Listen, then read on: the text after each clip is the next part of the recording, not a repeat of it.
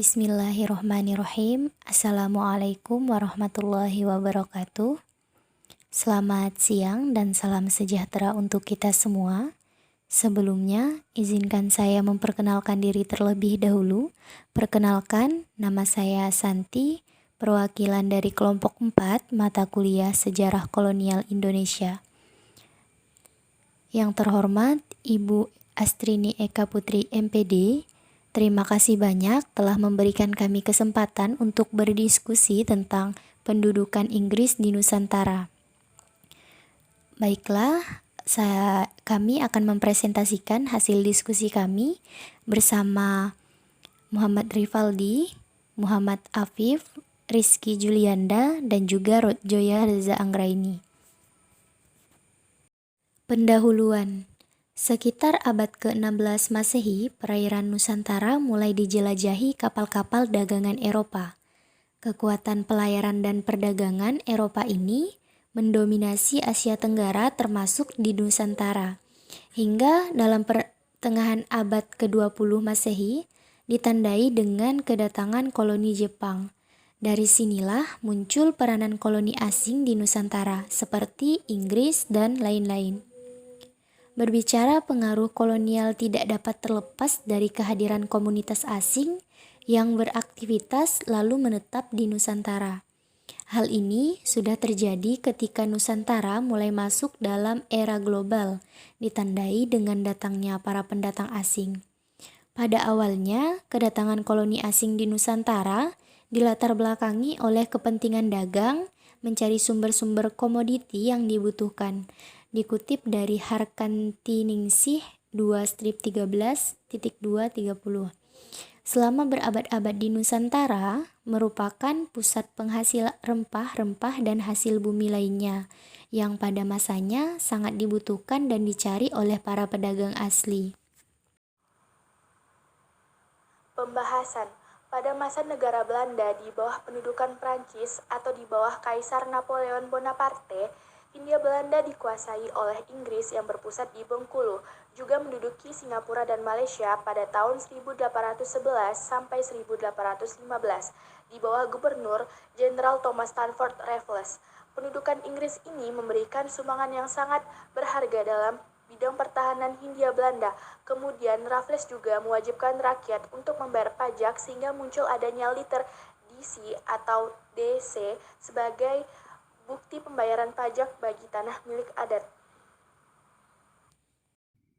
Kebijakan pajak terhadap hak milik adat ini kemudian dilanjutkan oleh pemerintah Belanda karena memberi keuntungan pemasukan keuangan bagi pemerintah.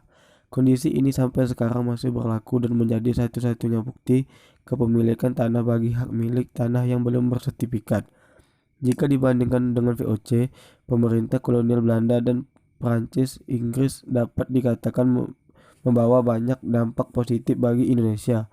Di antaranya yaitu ilmu pengetahuan semakin berkembang, lalu pembangunan berbagai macam infrastruktur seperti jalan raya, rumah sakit, dan gedung-gedung juga semakin berkembang. Dampak pendudukan Inggris. Ditemukannya Rafflesia arnoldi oleh Thomas Stamford Raffles menyebabkan didirikannya Kebun Raya Bogor. Selain Kebun Raya Bogor, Raffles juga mendirikan pusat penelitian dan ilmu pengetahuan. Segala bentuk monopoli, pelayaran, honggi, dan pemaksaan di Maluku dihapuskan. Inggris juga melarang adanya perbudakan seperti pada masa Belanda. Kerja paksa dihapus meskipun di daerah Priangan dan Jawa Tengah masih berlaku. Penyerahan wajib hasil bumi seperti yang terjadi pada masa kolonial Belanda juga dihapuskan. Inggris juga menghapuskan sistem perbankan, mengadakan suntukan cacar, dan menghapuskan papan penyiksaan di pengadilan dan menggantinya dengan sistem juri seperti yang berlaku di pengadilan Inggris. Dampak pendudukan Inggris. Dampak negatif. Meskipun banyak dampak positif yang dibawa Inggris, namun ada juga beberapa dampak negatifnya. Di antaranya diterapkannya sistem pajak tanah di Jawa yang berarti bahwa petani Jawa harus membayar pajak sebesar 2,5 dari panen tahunan mereka kepada pihak berwenang. Selain itu, kerja paksa masih berlaku di Priangan dan Jawa Tengah, dan kekuasaan para bupati dikurangi Walaupun ada larangan perbudakan, namun masih terdapat praktek perbudakan oleh Alexander Hare, seorang residen Banjarmasin yang mempekerjakan 3.000 orang Jawa untuk mendirikan perkebunan di Banjarmasin. Kesimpulannya adalah tahun 1811, Inggris mulai menanamkan kekuasaannya di Nusantara. Pemerintahan Inggris yang paling terkenal adalah masa pemerintahan Raffles. Masa pemerintahan Inggris terbilang cukup singkat, yaitu 5 tahun terhitung mulai 1811 sampai dengan 1816.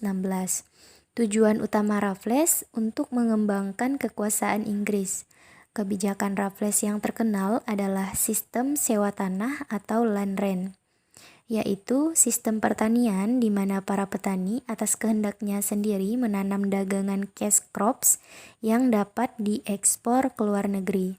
Pada masa pendudukan Inggris di Nusantara, mempunyai banyak dampak dari segi negatif sampai ke positif di berbagai bidang. Cukup sekian presentasi hasil diskusi dari kelompok kami tentang pendudukan Inggris di Nusantara. Saya ucapkan terima kasih banyak kepada teman-teman yang telah memperhatikan, dan juga saya mewakili dari kelompok kami. Mohon maaf jika ada kata-kata yang kurang berkenan di hati kalian. Saya pamit undur diri. Wassalamualaikum warahmatullahi wabarakatuh.